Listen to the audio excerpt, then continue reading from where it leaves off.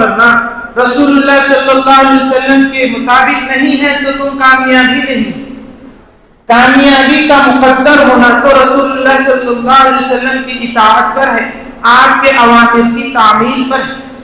قرآن میں اللہ تعالیٰ نے کہا قُلْ إِن كُنتُمْ تُحِبُّونَ اللَّهَ فَاتَّبِعُونِي يُحْبِبْكُمُ اللَّهُ.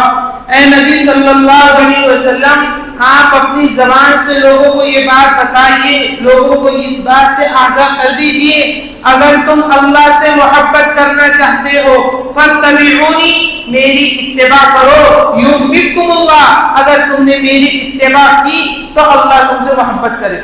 یہ تو بہت عجیب مسئلہ ہے کہ اللہ تعالیٰ بھی اس وقت تک راضی نہیں ہوتے جب تک کہ ہم اللہ کے نبی کی اطاعت نہ کریں. اللہ کی رضا میسر ہی نہیں آتی اس شخص کو جو رسول اللہ صلی اللہ علیہ وسلم کا مطیع نہ ہو، رسول اللہ صلی اللہ علیہ وسلم کا فرمانبردار نہ ہو، آپ کے طریقوں پر عمل کرنے والا نہ ہو. لہذا جب ولادت باسعادت ہوئی تو بہت ساری چیزیں دنیا میں رونما ہوئی اسی شب میں، اسی رات میں، جس رات کے اخیر حصے میں رسول اللہ صلی اللہ علیہ وسلم نے اس دنیا میں قدم رکھا. حضرت عثمان ابن ابی العاص رضی اللہ تعالیٰ عنہ فرماتے ہیں میری والدہ فاطمہ بنت عبداللہ یہ مجھ سے فرماتی تھی کہ جس وقت رسول اللہ صلی اللہ علیہ وسلم کی ولادت باسعادت ہوئی تو میں حضرت آمنہ کے حجرے میں بذات خود موجود تھی. میں نے اس وقت دیکھا کہ تمام حجرہ نور سے بھر گیا اور آسمان کے ستارے میری جانب جھک رہے ہیں، گویا کہ وہ میرے اوپر گرنے والے ہیں، مجھ پر آ پڑیں گے. اور اسی طرح کی ایک روایت ہے عباد بن ساریہ رضی اللہ تعالیٰ عنہ کی، وہ فرماتے ہیں کہ حضرت آمنہ رضی اللہ تعالیٰ عنہ کے حجرے میں ایک نور نمودار ہوا. اس نور کو ہم نے دیکھا تو اس میں ملک شام کے محلات نظر آئے. پھر ایک نور نمودار ہوا تو اس میں کسرا کے محلات نظر آئے. پھر ایک نور نمودار ہوا تو ہم نے بصرہ کے محلات اس کے اندر روشن دیکھے. اس سب چیزوں میں بہت سارے نقطے ہیں. رسول اللہ صلی اللہ علیہ وسلم کی ولادت باسعادت کے موقع پر ستاروں کا زمین کی جانب جھکنا، اس میں علماء نے لکھا اس بات کی جانب اشارہ ہے کہ اللہ تعالیٰ نے مومنین سے یہ فرمایا لقد جاءتکم نور وکتاب مبین، اے لوگوں تمہارے پاس ایک نور ہدایت آ گیا ہے. یہدی اللہ بہ من اتبع رضوانہ سبل السلام وَيُخْرِجُهُمْ مِنَ الظُّلُمَاتِ إِلَى النُّورِ، اللہ تعالیٰ اس نور ہدایت کی اسی کو توفیق دے گا جو اللہ کی رضا کا طلبگار رہے گا، اور جو اللہ کی رضا کا طلبگار نہیں رہے گا اللہ تعالیٰ کبھی اس کو سیدھا راستہ نہیں دکھائے گا. گویا کہ ستاروں کا آسمان سے زمین کی جانب جھکنا اس بات کی دلیل ہے کہ زمین سے شرک و بدعات سب کا سب ختم ہو جائے گا، کفر ختم ہو جائے گا، گمراہی کی تاریکی، گمراہی کی ظلمت ختم ہو جائے گی اور رسول اللہ صلی اللہ علیہ وسلم کی تعلیمات روشن ہو جائیں گی. لوگ رسول اللہ صلی اللہ علیہ وسلم کی تعلیم سے منور ہو جائے گی. کتاب مبین یعنی اللہ کی کتاب کلام اللہ، یہ مراد ہے. اللہ کی کتاب، اللہ کا کلام سب سے بہتر کلام ہے. جو اللہ کے کلام کی اتباع کرے گا، جو قرآن مجید کے مطابق اپنی زندگی گزارے گا، وہ دنیا اور آخرت میں کامیاب ہوگا. ستاروں کے جھکنے میں اس بات کی جانب اشارہ ہے. پھر وہ محلات نظر آئے جو ملک شام میں، بصرہ میں اسی طریقے سے شاہان قیصر کے تھے، جو بنی ساسان کے لوگ تھے. ان لوگوں کے محلات نظر آنے کا مطلب یہ ہے کہ رسول اللہ صلی اللہ علیہ وسلم مکہ المکرمہ میں پیدا ہوں گے، مدینہ المنورہ ہجرت کریں گے اور پوری مملکت آپ کے ملک شام میں، بلاد شام میں موجود ہوگی، قائم ہو جائے گی. دین چپا چپا پھیل جائے گا، گھروں گھروں میں دین پھیل جائے گا، اسلام کی اشاعت ہو جائے گی. یہ اس بات کی علامت تھی. اور پھر قرآن مجید نے اس کو بیان کیا کہ ملک شام کے محلات اس روشنی میں جو نظر آئے، اس میں سب سے بڑی علامت تو یہ تھی کہ رسول اللہ صلی اللہ علیہ وسلم کو اسراء اور معراج کرائی گئی. مکہ سے آپ کو بیت المقدس کا سفر کرایا گیا. سب سے پہلے آپ کو ہجرت سے بھی پہلے معراج کرائی گئی اور قرآن اس پر شاہد ہے قرآن نے کہا سبحان الذی اسری بعبدہ لیلا من المسجد الحرام الى المسجد الاقصى الذی بارکنا حولہ لنریہ من آیاتنا. ہم نے ہمارے حبیب کو مکہ سے لیا اور بیت المقدس تک ہجرت کرائی، سیر کرائی، اسرا کرایا، راتوں رات ہم لے کر گئے، وہاں پر آپ نے تمام انبیاء کی امامت کرائی. ہو سکتا یہ اس بات کا اشارہ اس نور میں ہو کہ آپ کو سب سے پہلے بیت المقدس کی جانب سیر کرائی جائے گی اور آپ بیت المقدس میں تمام انبیاء کی امامت کریں گے.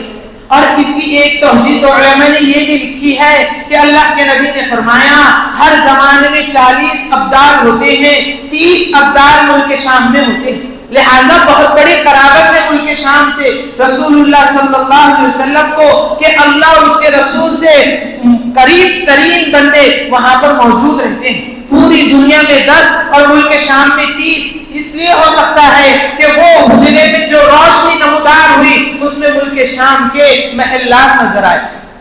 یہ ملک شام کی اس لیے فضیلت ہے اور ملک شام بار بار اس روشنی میں اس لیے دکھایا گیا کہ حضرت ابراہیم علیہ السلام نے عراق سے سب سے پہلے ملک شام ہجرت کی اور آپ نے حدیث میں فرمایا خیر الملل ملت ابراہیم، ہم تو ملت ابراہیمی پر ہے، ہم ابراہیم علیہ السلام کی نسل سے ہیں اور انہی کے مذہب کو ہم مانتے ہیں.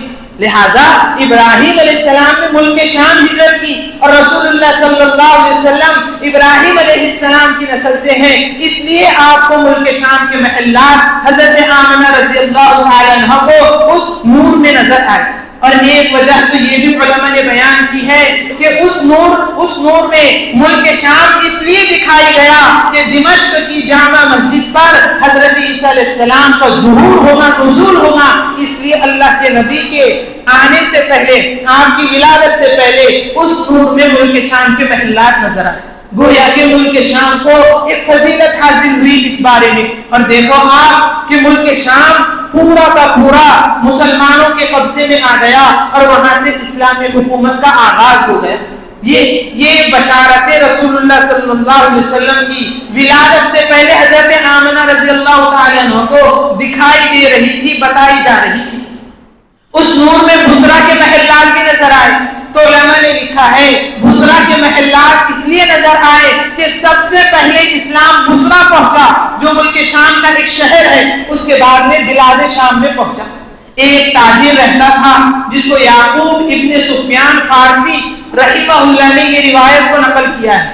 آپ کو معلوم ہونا چاہیے یعقوب ابن ابی سفیان اتنے بڑے محدث اور حافظ حدیث ہے کہ امام نسائی اور امام ترمذی ان کے شاگرد ہیں. یہ نقل کرتے ہیں اما عائشہ رضی اللہ تعالی عنہ کی ایک روایت. اما عائشہ رضی اللہ تعالی عنہ فرماتے ہیں مکہ میں ایک یہودی تاجر رہا کرتا تھا، وہ تجارت کرتا تھا.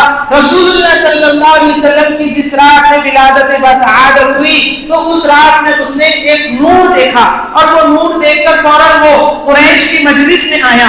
اہل قریش کو مخاطب کر کے کہا کہ اس رات میں اہل قریش میں ایک بچہ پیدا ہوا ہے، آپ جا کر اس کی خبر لو. اس کے دونوں شانوں کے درمیان مہر نبوت ہوگی اور اس کے منہ میں اس کی والدہ کی 2 دن تک انگلی ہوگی، وہ 2 دن تک کسی کا دودھ نہیں پیے گا. تو لوگ حیران ہو گئے کہ ایسا واقعہ تو شاید پتہ نہیں، ہو بھی سکتا کوئی بچہ پیدا ہو بھی سکتا کوئی بچہ پیدا نہ ہو. لہذا محفل جو تھی وہ قریش کی وہ برخاست ہوئی. اہل قریش نے تحقیق کی تو معلوم ہوا عبداللہ ابن عبد المطلب کے گھر ایک لڑکا پیدا ہوا ہے. جیسے ہی اس یہودی کو اس بات کی خبر دی گئی تو اس یہودی نے کہا کہ مجھ کو اس لڑکے کا دیدار کراؤ. جب رسول اللہ صلی اللہ علیہ وسلم کا دیدار اس کو کرایا گیا تو اس نے آپ کے دونوں شانوں کے بیچ میں مہر نبوت دیکھی اور زور سے چیخ مار کر بے ہوش ہو گئے. جب اس کو ہوش آیا تو وہ کہنے لگا ہائے افسوس، آج بنی اسرائیل سے نبوت کا سلسلہ ختم کر دیا گیا. اب نبوت کا سلسلہ تو بنی اسماعیل میں چلے گا. وہ آخری نبی جو آخری ہے، آپ کے بعد کوئی نبی نہیں آنے والا، آپ کے بعد دنیا ختم ہو جائے گی، وہ بنی اسماعیل میں ہے، بنی اسرائیل میں نہیں. یہ واقعات رونما ہو رہے تھے اسی رات کسرا کے ایمان میں ایک سخت جنبش ہوئی، زلزلہ آیا، حتیٰ کہ وہ 14 کنگریاں جو قلعے کے اوپر لگائی گئی تھی وہ دھڑام سے زمین پر آ کر گر گئی، اور 1000 سال سے فارس کے آتش کدے میں جو آگ جل رہی تھی وہ آگ اچانک بجھ گئی۔ ایوان کسرا میں ایک عجیب طریقے سے لرزہ طاری ہو گیا۔ شاہ کسرا بیدار ہوا، اس نے دیکھا کہ آج کی رات تو بہت عجیب اور غریب رات ہے، اس سے پہلے ایسے حادثات ہمارے ساتھ کبھی نظر نہیں آئے، اور ہمارے ساتھ تو ایسا کوئی واقعہ اس سے پہلے پیش نہیں آیا۔ اس نے مویزان کو بلایا تو مویزان نے کہا کہ مجھ کو ایک خواب دکھا ہے، اور خواب میں مجھ کو دکھایا گیا کہ ایک سخت اور مضبوط اونٹ عربی گھوڑوں کو کھینچ کر لے کر جا رہا ہے، دریائے دجلہ کو پار کر کر تمام بلاد شام میں پھیل گیا ہے۔ اس نے کہا اس کی تعبیر کیا ہے؟ تو اس آدمی نے کہا اس کی تعبیر یہ ہے کہ جزیرۃ العرب سے ایک عظیم الشان حادثہ پیش آنے والا ہے، اور کفر اور شرک دنیا سے مٹنے والا ہے۔ اس کی جب تحقیق کی گئی تو پتہ چلا آخر الزمان نبی حضرت محمد صلی اللہ علیہ وسلم کی ولادت باسعادت مکمل ہو چکی ہے۔ اب دنیا سے کفر مٹ جائے گا، ظلمت مٹ جائے گی، لوگوں میں بربریت، ستم، خون و غارت گری اور جہالت یہ سب مٹ جائے گی، اور لوگوں کے درمیان میں امن و امان قائم ہوگا۔ لوگ بتوں کی پرستش کو چھوڑ کر اللہ کی پرستش کرنے والے بنیں گے۔ یہ علامات ظاہر ہونے لگی۔ یہ علامات اس لیے ظاہر کی گئی کہ رسول اللہ صلی اللہ علیہ وسلم کی ولادت دین متین کے ساتھ ہے، اور اس دین متین کو اللہ تعالیٰ تمام ادیان باطلہ پر غالب کر کے رہے گا، یہ بتانا مقصود تھا۔ اسی لیے فرمایا هو الذی ارسل رسولہ بالہدی ودین الحق لیظہرہ علی الدین کلہ ولو کرہ المشرکون۔ اللہ وہ ذات ہے جس نے اپنے رسول محمد صلی اللہ علیہ وسلم کو دین متین کے ساتھ بھیجا۔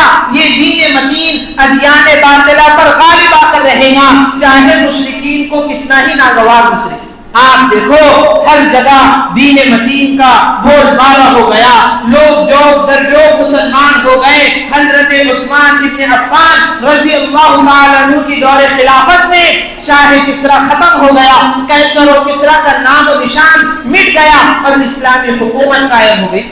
ملک شام میں اسلامی حکومت، اطراف میں اسلامی حکومت، جزیرۃ العرب میں اسلامی حکومت، تمام لوگ مسلمان ہو گئے، اور وہ جہالت کے دور سے رسول اللہ صلی اللہ علیہ وسلم نے ان کو نکالا اور مقام صحابیت تک پہنچا دیا، اور پھر ان کو تمغہ ملا رضی اللہ عنہم ورضوا عنہ۔ یہ ایسے لوگ ہیں کہ اللہ ان سے راضی ہیں اور یہ اللہ سے راضی ہیں۔ میرے دوستو، ولادت سے پہلے دنیا اس قدر جہالت میں تھی کہ لوگ اپنی بچیوں کو زندہ تربور کر دیا کرتے تھے۔ کوئی عرب یہ نہیں چاہتا تھا کہ ہمارے گھر میں بچی پیدا ہو، ہم کسی کو اپنا داماد بنائیں اور کسی کے سامنے اپنی ناک کو نیچی کریں۔ جب ان کے گھر میں لڑکی پیدا